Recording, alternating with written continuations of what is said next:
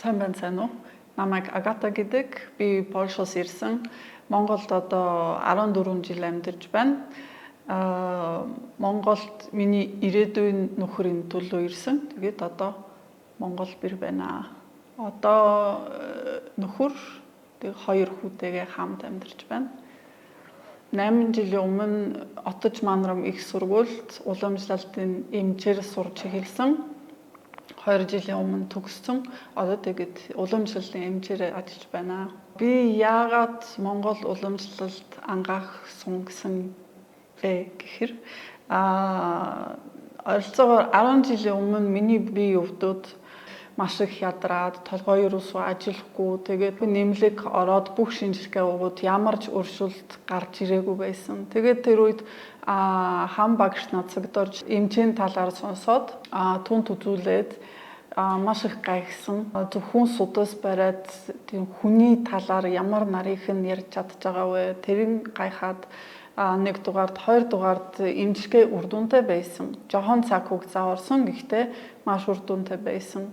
Тэгээд тэр үед би бас яг юу хиймээр байна мэдгүй байсан да. Манай нөхөр чи сурч үзгүй юу гэж хэлээд тэгээд тэгээд сурч үзье. Тэгээд ингээд сургуульд орсон. Би анх Монголд ирсэн үед огт монголоор ярьдаггүй байсан. Нөхөр бид хоёр орсоор хоорондоо ярьдаг байсан. Гэтэ манай хатан мэж надад ярих маш хүсэлтэй байсан. Тийм болохоор яриад байсан монголоор. Тэгээд би санаа зовоод юуж дуугаа бас бэж болохгүй. Тэгээд тойлтой нэг үгээр сураад тэгээд багаар тийм хамгийн доод түвшинд монгол хэл сурсан. Тэр үед бас зах яваад тийм зарж байгаа хүмүүс худлаа уун яриад тэрийг би сонсоод амар уурлаад оргуу хүрээд тийм болохоор захын түвшин дээрээ бас тодорхой хэмжээгээр яри тийм түвшин дээрээ бас хэл сурсан. Тэгээд зорилго нь ийм байсан да эхлээд. Тэгээд дараа хичээл сайн ойлгохын тулд тэр үед таксины жолооч нар бас уун хамаагүй өндөр яриад тэгээ би өөрийгөө хамгаалах боломж байхгүй. Миний өөр хүрээд юу ч хэлж болохгүй. Тэгээд би тэр үед банк нэг имлэг очоод тэгээд би нөхөрөөс асуусан. За нэг үлбэр заагаад өгөөч. Тэгээд яваад таксины жолооч дахиад надад худлаа ун хэлээд тэгээд би тийм сони монголоор энэ хүртэл тийм их гардггүй гэж хэлээд тэр жолоочны инээд хүрээд тэгээд тэгээд хэвийн ун хэлсэн. Тэгээд монгол хэл маш хэрэгтэй байсан. Тэгээд багаар сурсан. Надад ерөн Монголд их таатай байна. Тийм гоё мэдрэмж орж релакс тийм айхтар таалагдахгүй юм яг мэдээж таалагдахгүй юм байна. Хаанч хамаагүй таалагддаггүй. Гэхдээ надад Монголд таалагдж байна. Монгол хүмүүс таалагдж байна. Ерөн зарим улсад би ерөн амьдрч чадахгүй би мэдж байгаа. Монгол хүмүүстэй надад амар байна. Амархан. Тэгээ уур амьсгал надад бас таалагдж байна. Жохон стресс ихтэй, жохон замбраагүй гэхдээ нөгөө талаас чөлөөтэй, эрх чөлөөтэй. Тэгээ тийм монгол хүмүүс бас миний хувьд тийм хайрцангуй хүнлэг чанар хэвээрээ байна. Тийм болохоор надад Монголд таалагдж байна. Мэдээж тийм утаа 6 сар уул тийм айхтар гоё биш, түгжээ бас тийм айхтар гоё биш. Гэхдээ ер нь таалагдж байна. Миний бие сэтгэл энд стресстгүй. Надад гоё байна. Мэдээж Монгол байгаль тасархаа ярих юм байхгүй. Хөдөө яваад цэник авна. Жохон замаараа ядран гэхдээ байгалаас цэвэр агаараас тэнгэр од гал тэр бүгдээрээ хамт биднэрт нуулж байгаа болохоор тэр маш чухал байна надад. Тэгээ бас маш их явах дуртай. Жилд нэг удаа хөдөө явахгүй бол нэг юм дутуу юм шиг санагдаад байна. Хамгийн тийм урт аялал бид нэр машинаар Улаанбаатараас Алтан таван богд руу очоод тэндээс машинаар Хөвсгөл рүү яваад буцаагаад Улаанбаатарт хэдэн 7000 км явсан. 3-7 хоног явсан. Тэр хамгийн урт. Гэтэ маш их гоё байсан. Хөвсгөл далай угаасаа одштой. Тэгээд ярих юм байхгүй.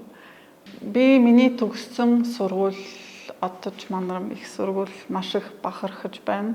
Миний ойлгосноос тэнд зааж байгаа систем тийм уламжлалт систем байгаа. Тийм болохоор тэр сургуулийн оюутнууд 6 жил төвдөрөө 4 үндэс гэдэг ном үзнэ. Маш нарийн үг үгээр тайлбар орчуулагтай маш гүнзгий ойлголт авч байгаа. Тэр Монгол төвшин дээр давуу тал. Тэгээд иймэрхүү төвшин дээр 4 үндэс сурах газрууд миний мэдснээр зөвхөн дэлхийд 3 газар байгаа. Тэр Дарамсала, Энтхэг, Өвөр Монгол бас байгаа баха. Тэгэд Монголд. Тийм болохоор энэ сургууль маш хүчтэй давуу талтай. Нэг дугаар курсанд баг зэрэг тийм хуучин монгол хэл бас сурна. Ягаад гэвэл тэр хуучин монгол дээр их номнууд бичигдсэн байгаа. За яг би бас нэг сар суурийн төвшин дээр тийм монгол бичиг үзсэн. Яаж бичих вэ? Яаж унших вэ? Одоо би хэрэгжилж чадахгүй. Гэхдээ суурийн мэдлэг авсан. Уламжлалт ангаах ухаан маш их ялгаатай. Философи шаалгуур санагдсан. Одоо жишээлбэл Европороо чих хамаар хоолой имж байгаа. Тэгээд чихнүүд тусдаа хүний эрүүл мэнд авч үзэн мэдэж бүх инженер биш. Гэхдээ тийм маш нарийсан мэрэгжил гарч ирж байгаа тий. Уламжлалт ангаах ухаан бол хүний биеийн бүтэц шиг үзэж байгаа. Тийм болохоор зөвхөн нүд биш, бүр биш, систем бүтнээрээ имжлүүлж байгаа. Тэр маш том ялгаа. Тэр надад маш их таалагдаж байна. Тийм болохоор эмчилгээний үр дүн бас гайгүй гоё гарч ирдэг. Маш богино хугацаанд дотор манай эмнэлэг одоо жишээлбэл хүмүүс 5 хоног хөвтөөд тэгээ 5 хоног тийм айхтар их цаг хугацаа биш мөрдлөө маш том үржлүүлэлт, маш том сайжралт гарч байгаа. Яг гэвэл бүх талаасаа эмчилгээ явагдаж байна. Дотор талаас эмчилгээ явна, гадна талаас бие нөлөөл явна. Сэтгэл санаа бас тайван байлгаа. Тэгээд үр дүн маш гоё гарч байгаа. Надад тийм айхтар том туршлага байхгүй. Тэгсэн мөрдлөө ерөн миний ажигласнаас тийм уламжлалт ангаах ухаан эмчилгээ таараагүй хүн ерөн байхгүй, маш ховор. Одоо жишээлбэл урагмалын харшилтай хүн байж болно тий. Гэхдээ тийм тохиолдолд барай төөнөр 100 иймэрхүү эмчилгээ хийж болно. Тийм болохоор үйлчлэхгүй эсвэл гаж нөлөө гарын начин зүгээрэл миний хувьд бол зүгээрэл эмчилгээний тангийн буруу сонголт хийсэн байж магадгүй. Нөлөөллөө үзүүлэхгүй гэж би лав хараагүй. Тэр нийгмийн эрүүл мэнд сайжруулахын тулд боловсрол хэрэгтэй. Тийм болохоор зүгээрэл маш энгийн гэхдээ хүүхэдний наснаас яагаад чипс идэхгүй, яагаад кола уухгүй зүгээрэл хамгийн багнаас эхлэх хэрэгтэй. Тэр нь бас маш том шалтгаан надад санагдаад байна. Тэгээд мэдээж хооллолт тий тийм айхтар түүх судлаагүй тий. Гэхдээ хөдөөний хүмүүс тийм өдөр бүр өдөржингөө мах идэггүй. Хаяа жоохон мацаг хэлбэрийн тийм маш хөнгөн хоол идэн хотын амьдралд ороод өдөржингөө тийм мах идэх боломжтой, маш хүнд хоол идэх боломжтой. Одоо боловсрсон тийм бэлэн гоймон тийм юмнууд бас маш их хэрэглээ байгаа. Тэрийг өөрчлөлтөхийн тулд боловсрол хэрэгтэй. Цэцэрлэгээс баг сургууль, дунд сургууль, интернетэд тийм талаар маш их ярих хэрэгтэй санагдаад байна. Тэгэд баг багаар энэ сайжрах боломжтой. Өөрөө арай эрүүл болъё гэвэл хүүхдүүд арай эрүүл болъё гэвэл сайхан амьдрыг гэвэл хамгийн энгийн арга хэмжээ авъя гэвэл хооллолт наар тий хооллолт нэг дугаард өглөөний цай сайн идэж уугаарай.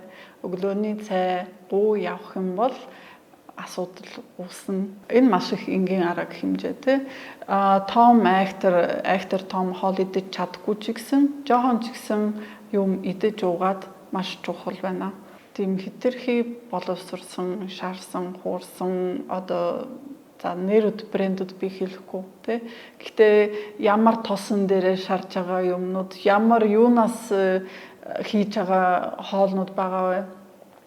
Бид нэр мэдгүй болохоор тийм юмнаас жоохон мэдээж тийм орчин үеийн одоогийн амьдрал хэцүү байгаа, завх хэцүү, хоол чанартай хоол хийх завх хэцүү мэдээж тэр нь ойлгомжтой. Гэхдээ чадж байгаа хэмжээгээр тэр ундаанаас татгалзаад мэдгүй хоол хүнснээс татгалзаад ямар ч байсан тийм хэмжээгээр тэгээд одоо тийм том яриа бас вейп шүү дээ тий.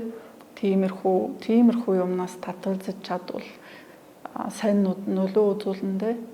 Уламжлалт ангаах ухаан одоо Монголд практик дээр хийж байгаа. Тэр нь бол 4 үндэс гэдээс номонд суурь авч байгаа.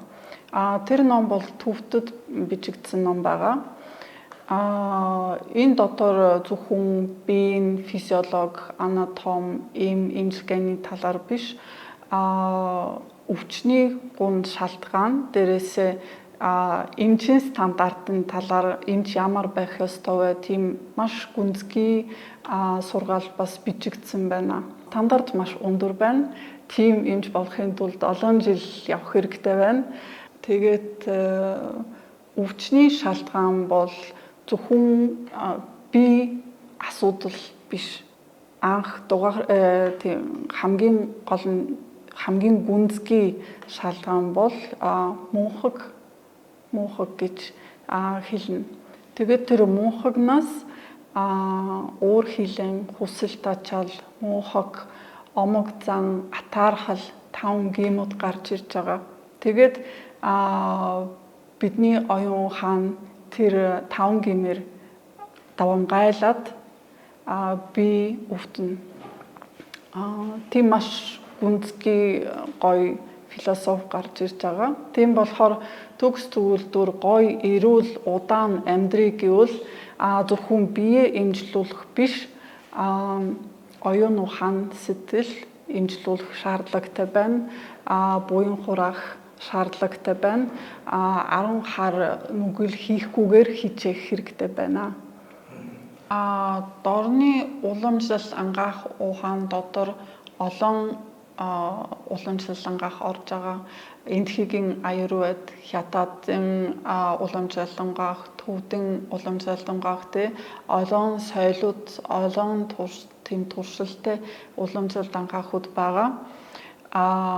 Монгол уламжлалт ангаах төвд уламжлалт ангаахад суурийг авсан. Суурь маш хүчтэй тэр 4 үндэс номон дотор байгаа. Тэгсэн мөрдлөө Монгол түүхэнд Монгол одчнор байсан өөрөө Монгол ургамал түүхийн эд судалж байсан Монгол бичигдсэн маш мундаг тийм номнууд байгаа. Тийм болохоор Монгол уламжлалт ангаах ухаан, төвд уламжлалт ангаах ухаан байна хэлэхэд жоохон буруу болж байгаа. Манай сургуульд ихэвчлэн Монгол оюутнууд байгаа, орон нутгаас ирнэ, хотын хүүхдүүд бас байгаа. Хэдэн 5-6 жилийн өмнөөс гадаадаас бас оюутнууд ирж байгаа. Эхлээд Бурят, Тува, Оросын оюутнууд ирж исэн. Тэгэд одоо дараагийн жилээс бас өөр Монголоос бас ирж байгаа юм шиг байна. Тэгээд гадаад оюутнуудын тоо бас ихсэж байгаа юм шиг байна. Монгол соёл түүхэнд уламжлалт ангаах ухаан байгаа. Тэгвэл энэ Монгол улсын маш хүчтэй том давуу тал миний бодлоор энэ ерөн дэлхийн түвшин дээрээ маш гайхамшиг тийм эмчилгээний ангаахын систем. Өөр давуу тал Монгол тан хамгийн цэвэр, хамгийн органик ургамлаас түүхий эдэс хийгдэж байгаа.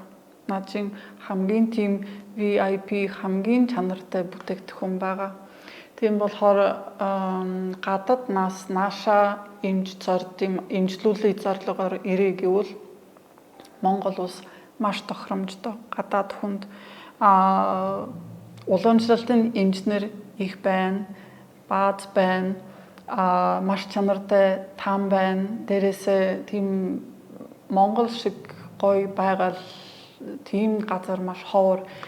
Тэгээ Монголд бүх нөхцөлд бүрдсэн байна. Тий маш гоё чанартай, маш өвөрмөц, маш сайн үр дүнтэй имчилгээ авахын тулд Монгол улс ер нь дэлхийд маш тийм топ орж байгаа миний бодлоор тий.